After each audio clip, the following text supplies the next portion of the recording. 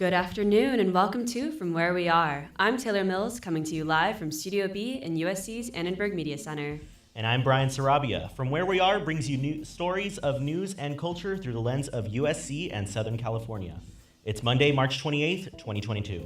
On today's show, a ProPublica investigative journalism team wins the Selden Ring Award at the Annenberg Forum. This is either the greatest day of your journalism career or we're falling victim to a major hoax. Coda takes the Oscar for Best Picture and also That Slap. And the Oscar goes to... All that and more after these news headlines from Veronique Louis-Jacques.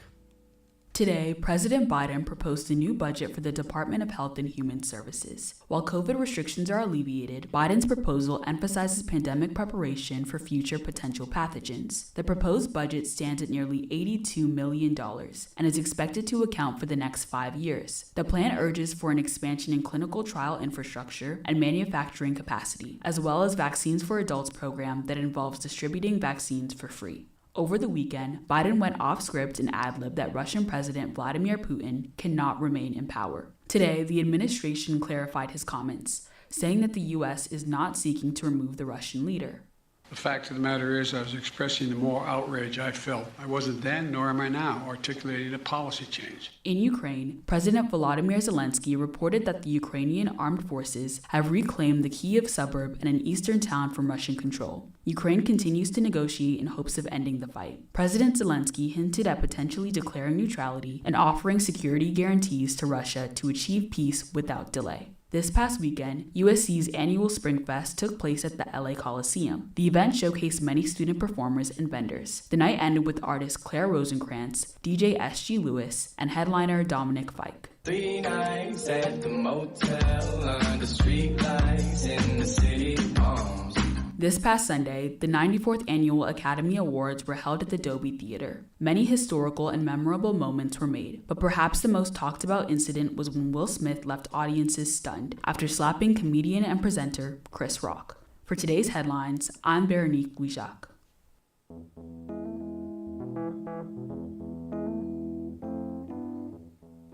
This year, we're delighted to present the 2022 Selden Ring Award for Investigative Reporting to the reporting team at ProPublica for their project, The Secret IRS Files.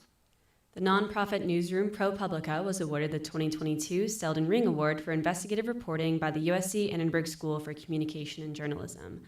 The organization won for their project called The Secret FBI Files, a series of articles exposing the loopholes exploited by America's billionaires to avoid paying large sums of taxes.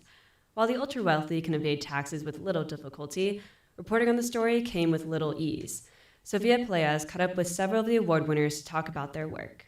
ProPublica senior editor Jesse Eisinger knew they were onto something big. He picked up the phone and called his colleague. He told him, "There is something you need to know." This is either the greatest day of your journalism career or we're falling victim to a major hoax. A still undisclosed source had unleashed what is considered the largest leak of tax records in United States history. And then it took us months to verify the data and cull it. And then we realized that we did have a huge number of stories to do about the tax system and the injustice of the tax system in the American system. Eisinger and his team revealed how the American tax system is embedded with loopholes that can be exploited with few repercussions. The median American household makes $70,000 annually. They pay about 14% in federal taxes, but the 5 richest Americans pay much less, only 3.4% in federal taxes. Another reporter at ProPublica, Robert Federici, points to an example in the award-winning report that illustrates this disparity. And one thing we did there is we reached out to a stadium worker at Staples Center and obtained her tax records and used those to compare how a normal person pays taxes to how Steve Ballmer, owner of the Clippers, pays taxes, or how LeBron James pays taxes. And what we learned is that despite the fact that he's got a much higher income than LeBron James, and of course, a typical stadium worker, Steve Ballmer pays a lower tax rate than both. This is far from an anomaly, continues Jesse Eisinger. We think it was entertaining. Turns out that the Kentucky Derby is one of the most tax subsidized events in American sporting because billionaires can take losses on their hobbies to own horse farms and write it off on their taxes. We found that Peter Thiel, who is one of the most powerful Silicon Valley investors and enormously influential in American politics, well, it turns out he has a secret $5 billion Roth IRA that people didn't know about until we revealed it. So it was exhilarating, but we understood that these people were litigious and also were a nonprofit. And we get donations from individuals. Many of them are wealthy individuals. I think of them as benevolent oligarchs, but we had to write about some of them. And so we were taking existential risk in writing about these people. Reporting on some of the richest, best-connected people in the world does not come without risk. But to Eisinger, his responsibility to the public came first. And then we were reporting on the most powerful people in American society with the most resources, literally, at their fingertips. And they don't want their affairs to be reported on. And they're highly litigious. So we had an extraordinary responsibility to get things right factually. Now, there is a law on the books in the United States that makes it a crime to publish private tax information. And so we had to weigh that law, and we decided that our First Amendment rights and responsibilities to publish information in the public interest superseded that law, and that this was in the public interest, to know that how the powerful and the wealthy are outside of the system. And we really felt like we had extraordinary findings that the public should know about. Eisinger's sentiment is one he believes is shared by the rest of his team at ProPublica. But there was some personal risk, and everybody unhesitatingly said yes. I don't think there was a moment of doubt in anyone on the team to participate in reporting. Their boldness paid off. Being awarded the Selden Ring Prize today was only the beginning. Guided by a resolve to expose injustice, there is only more to come. For Annenberg Media, I'm Sophia Pelaez.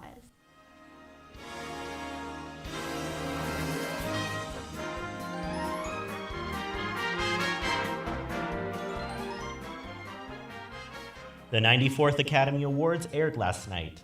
Although many incredible films were praised, such as Coda, we can't forget about Will Smith smacking Chris Rock in the face. Jocelyn Stone reports. Last night's Oscars award ceremony was filled with emotions, both celebrating the achievements of great films and also brought attention to diversity in Hollywood. But the event everyone is talking about is when Will Smith slapped Chris Rock after joking about his wife, Jada Pinkett. These are some reactions from USC students. USC freshman Jasmine Aquino says she understands why Smith acted like this. I see where he's coming from because he went through an act of emotion, and I definitely felt bad, especially if I had a loved one who was just mocked on stage. On the other hand, USC grad student Erin Lee feels Smith's act isn't justified. I've never expected such a famous celebrity will behave like that, but I think okay, he's cool because that's one way for him to express his ideas and his anger. Yes, but for me, maybe I would not choose this way to express my opinions. I think Will Smith, okay, it's his freedom to let people know that he's not satisfied with such an opinion, but I think that he's a celebrity, so he should know how to behave in public. USC film major Aiden Behringer says he sympathizes with both the slapper and the slappee. It doesn't seem like that big of a deal to me, It's just a slap.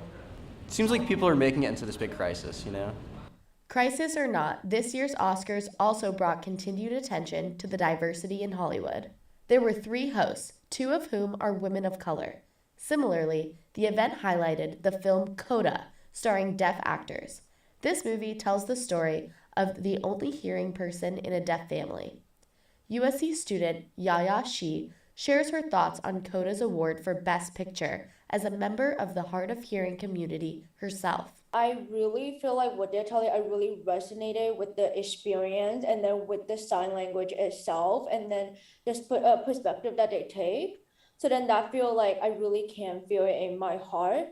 And then in terms of the Oscar, um I feel good about it, and I know that the deaf community is feeling really proud to see that he's up there, and then he's also signing. Despite this film being a great milestone for diversity and inclusion in Hollywood, she believes there is still room for more progress to be made in the future. I think Coda is a great first step just to see more of those stories being told, and then given more access and opportunity to deaf actors or deaf filmmakers or deaf artists or whatever they do, because it doesn't necessarily have to be about the disability itself. Reporting for Annenberg Media, I'm Jocelyn Stone.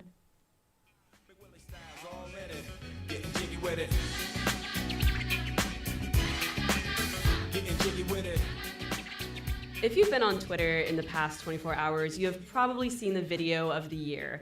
Oscar winner Will Smith slapping comedian Chris Rock on the Oscars stage last night. Julius Young, an entertainment reporter for Fox News Digital and an Annenberg adjunct professor, was at the Oscars last night when the awards ceremony took an unexpected turn. He's here in the studio to talk about the slap heard around the world. Thank you for being here. What's going on, guys? How's it going? So what does it mean to have this happen on arguably the biggest night in Hollywood in front of millions of people?